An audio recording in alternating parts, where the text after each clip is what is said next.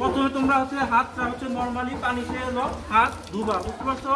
প্রথমে নর্মাল পানিতে হাত ধোয়ার পরে তারপরে হচ্ছে যে সাবান নিয়ে 2 তালুতে তোমরা এইভাবেই করবা, ঘষবা, বুঝতে পারছো?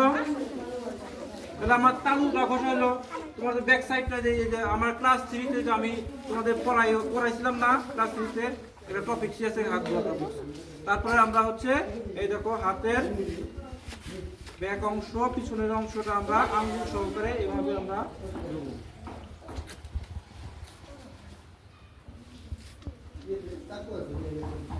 দেখছো? এবার হচ্ছে আমরা তারপরে এবার হওয়ার পর দেখবো আঙ্গুল সহ আর কি, যাতে আঙ্গুলের কর্নারে কর্নারে কোনো ময়লা যাতে না থাকে। এরপর আমরা কি করবো, আঙ্গুল ব্যাক সাইড হয়ে গেছে, তারপরে আমরা কবজি দিয়ে এই যে ভালো করবো।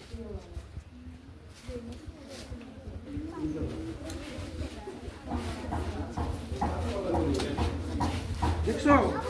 এবার হচ্ছে আমাদের বৃদ্ধাঙ্গুলি, তারপরে আমরা বৃদ্ধাঙ্গুলিটা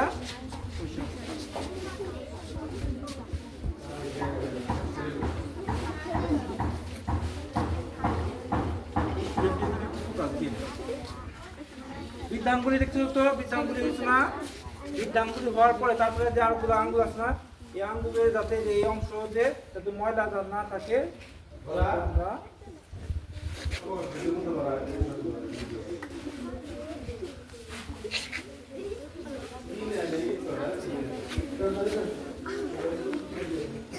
সবার শেষে আমরা কবজিটাই করি।